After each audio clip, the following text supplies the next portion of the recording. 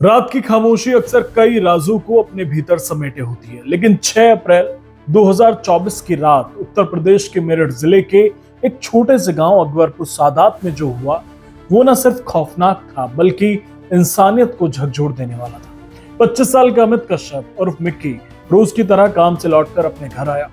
थका मांदा था, खाने के बाद चुपचाप जाकर अपने कमरे में सो गया। उसकी पत्नी रविता और उसके 3 बच्चे दूसरे कमरे में थे। सब कुछ सामान्य लग रहा था। अगली सुबह जब मिक्की देर तक नहीं उठा तो घर वालों को चिंता हुई। दरवाजा खोला गया। चारपाई पर मिक्की शांत पड़ा था, सांसें थम चुकी थी और सबसे अजीब बात, उसकी खाट के नीचे एक जिंदा सांप बैठा हुआ था। गांव में अफरा तफरी मच गई। लोग चीखते हुए बाहर भागे। सपेरे को बुलाया गया, सांप को पकड़ा गया। परिवार ने यह मान लिया कि मिक्की की मौत सांप के काटने से हुई है। मिक्की को अस्पताल ले जाया गया, जहां डॉक्टरों ने उसे मृत घोषित कर दिया। पुलिस को बुलाया गया और एक रूटीन केस की तरह शव को पोस्टमार्टम के लिए भेजा गया। सबको लगा एक हादसा, बस।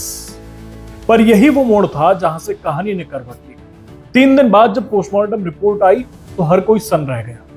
मिक्की की मौत सांप के जहर से नहीं बल्कि गला दबाने से हुई थी। और यह कोई हादसा नहीं था, ये एक पूर्व नियोजित हत्या थी। अब जांच का दायरा सिमटने लगा। सबसे पहले शक की सुई घूमी मिक्की की पत्नी रविता पर। पुलिस ने जब उससे पूछताछ शुरू की तो शुरुआत में उसने सब कुछ नकार दिया, लेकिन जब सवाल सख्त हुए जवाब टूटने लगे। रविता ने एक एक परत खोली और जो खुलासा हुआ उसने जांचकर्ताओं को भी चौंका दिया। रविता की शादी को 8 साल हो चुके थे, 3 बच्चे थे, लेकिन दाम्पत्य जीवन में प्रेम की जगह भय था।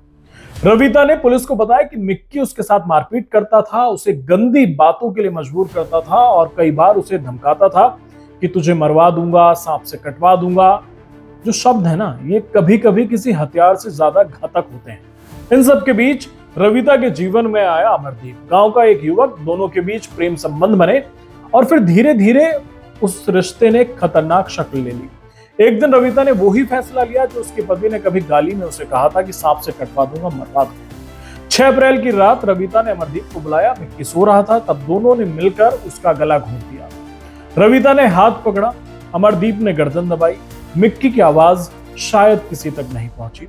इसके बाद अमरदीप ने अपने बैग से निकाला एक जिंदा वाइपर सांप, जिसे वो पहले से कहीं से लाया था। सांप को मरे हुए मिक्की के पास छोड़ दिया गया ताकि लगे कि मौत सांप के डसने से हुई है।